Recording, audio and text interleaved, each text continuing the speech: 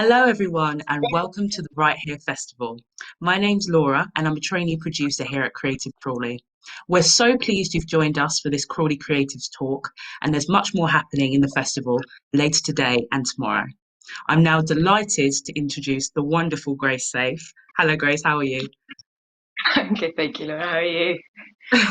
Good, thanks. So, just for some Good. context for people watching at home, Grace and I actually went to school together. Big up Hazelwick Massive. Hazelwick's So a if we're great school. laughing, if we're laughing, you know why. Mm, So mm, mm. could you just start by telling us a bit about who you are and what it is you do?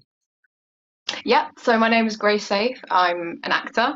I work in TV, some film, and I also do voice work as well. What else to say about that? Yeah, no, that's me, pretty much. And I know we discussed this beforehand, but do you prefer the term actor or actress? I'm happy with either. Yeah, I'm just happy with either. Whatever you feel comfortable using, I'm happy with. Brilliant. Great. So how did you go about becoming an actor?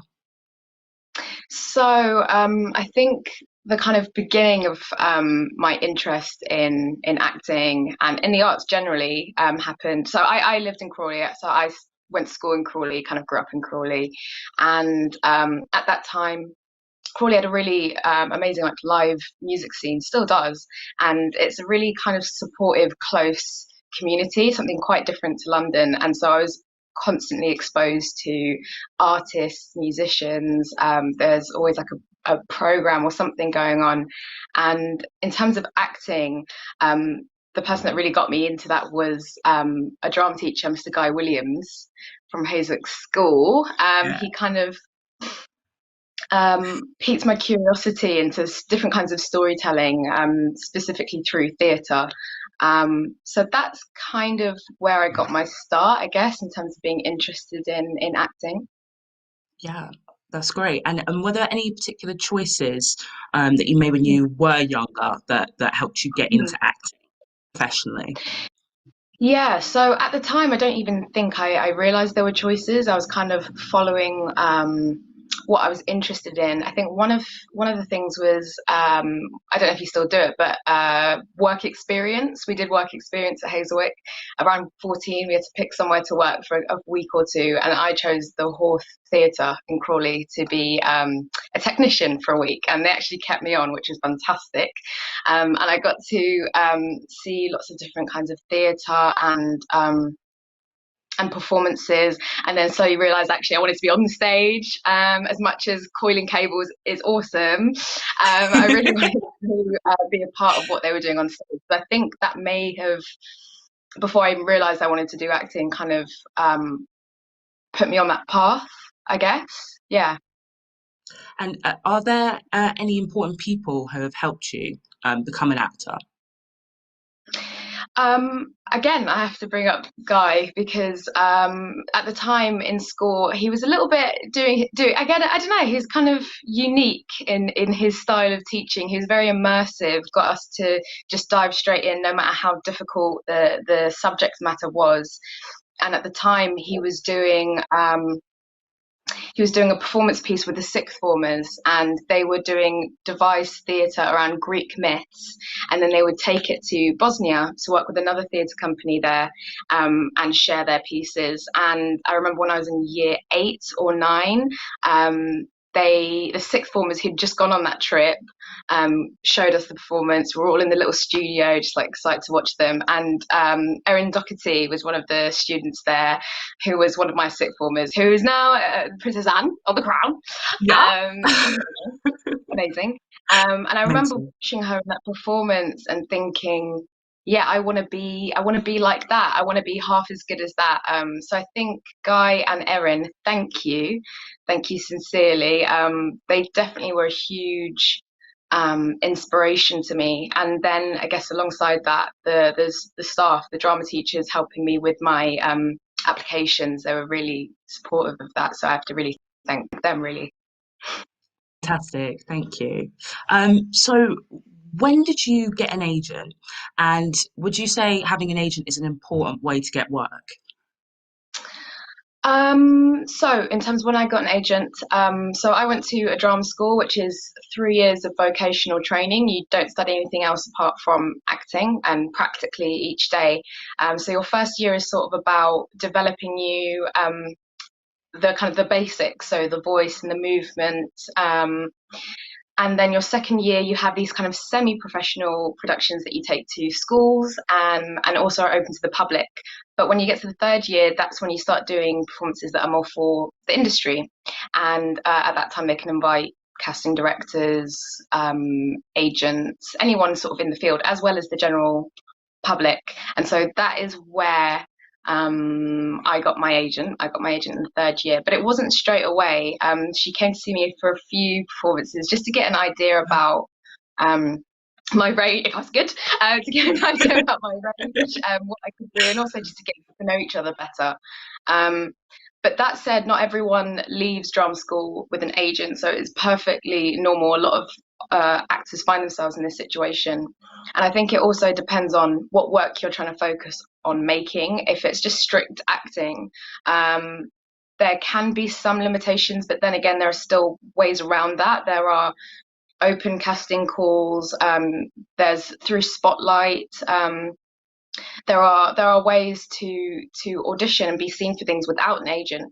And also, if you're making your own work, if you're writing your own work, devising your own work, Fringe theatre is an amazing place to support this kind of work and still be seen. And in some ways, the Fringe is kind of something people look forward to each year because it's so much more diverse and there's so few limitations of what you can make. So yeah, don't feel discouraged if you feel like if I can't get an agent, I can't work as in this industry because thankfully that's just not the case.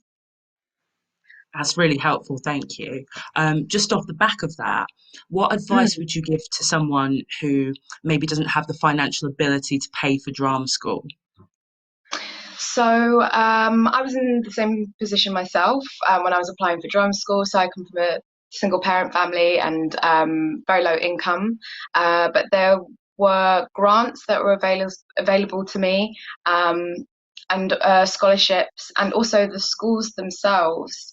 I can't speak for every drama school, but the drama school I went to, they made it very clear in the auditions that they didn't want a financial reason to get in the way of coming to drama school, and to kind of just put that worry out of our minds, because a lot of these schools spend most of the year doing fundraising and speaking to sponsors, donors who make it possible to have a grant that will support you through your 3 years. So that included meals. We were given meals throughout the day. We were given a grant that we could use either for transport or rent and things like that. So the world's kind of becoming a place where, yeah, financial barriers don't really need to get in the way anymore. And also look into local grants. That's something that I did. Grants that are specific to your area. There's a higher chance of you being able to get something through that. So I'm sure West Sussex has one. If Yeah, I think it was the Alan Bates. But there are grants available. So definitely just do your research and you'll find something. That's fantastic advice, thank you. Um, have you got any top tips for acing an audition?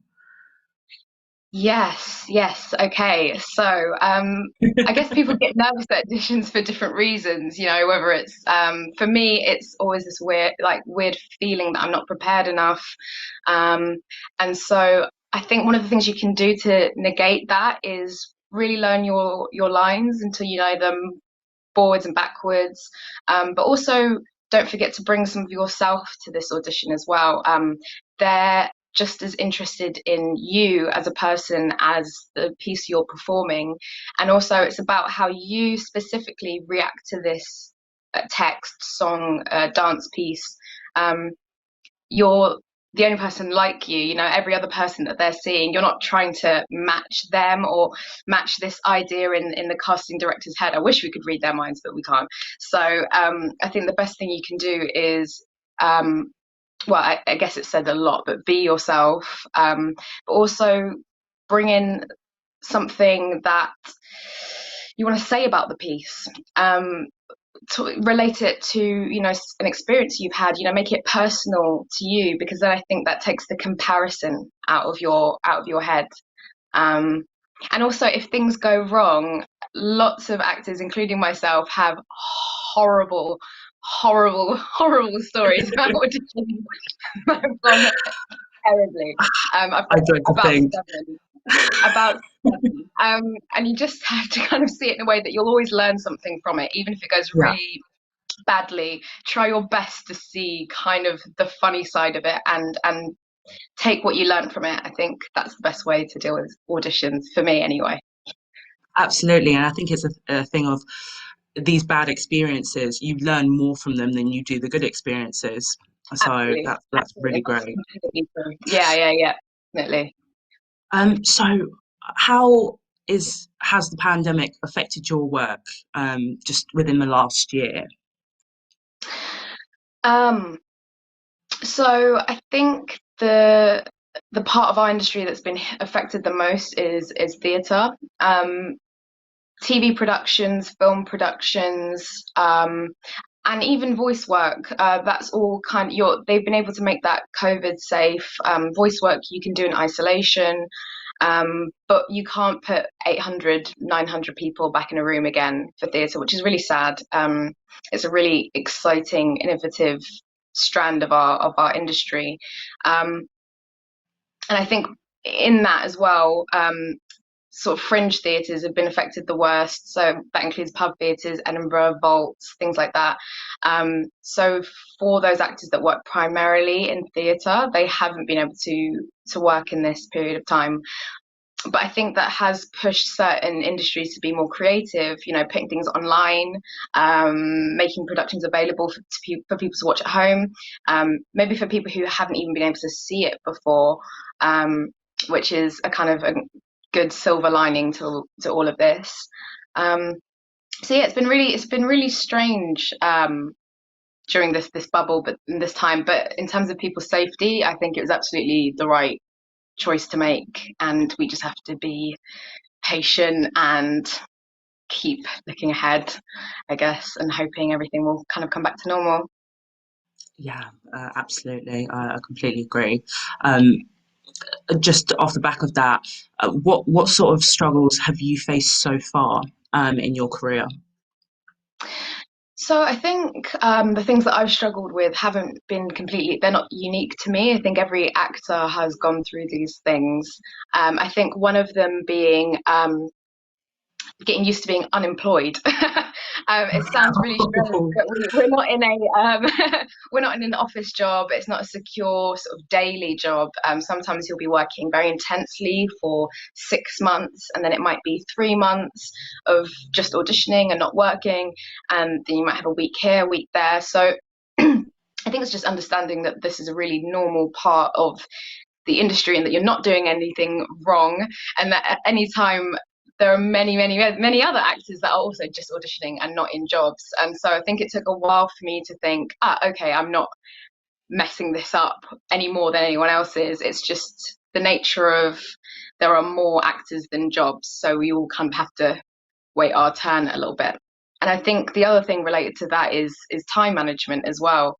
Um, Figuring out how to use that time when you're not working, whether it's to do something productive or actually trying to relax and just come back to yourself and giving yourself a break. But also, sometimes the turnaround is really fast, and you might get an audition for the next day, and like, oh, okay, so now I have to suddenly figure out how to do that. So I think time management is also another thing that I've struggled with, and I'm hopefully getting better at. Hopefully getting better at.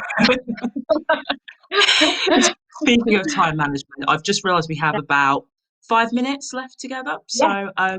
I'm going to give you a cheerier question now, so don't worry. Okay. What's your most favourite job that you've done and why? There's been a lot of jobs that I have enjoyed. I think a lot of them were at, drama school, the productions that we do in our third year. I think possibly because we spent 3 years together training, and so we're so close and able to support each other on stage, but also play off of each other's kind of like I don't know, unique quirks, let's call them that. That's nice. We were able to just really kind of embrace that, and that was really fun.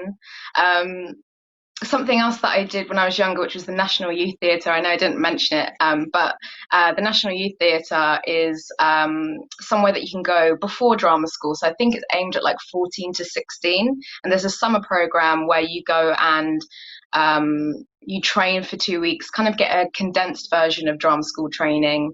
You work in a big ensemble, and then you put that on in front of an audience. And we did that in 2012, the year of the it was the year of the Olympics, and it was like really, really exciting. And our piece is very, it's like 300 people, and it was very like abstract, but I had so much fun doing that.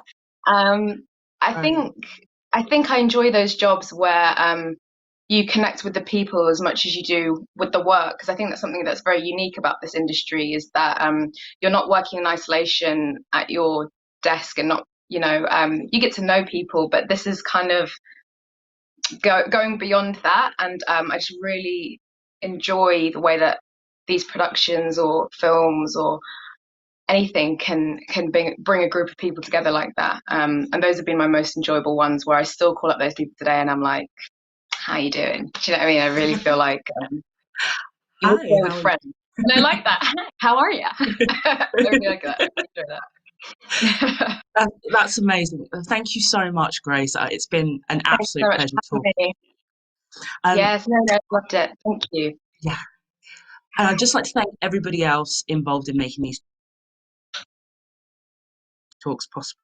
To find out more about the festival, you can go to our website at creativecrawley.com, or you can sign up to our mailing list to find out about any other events that are happening in the future.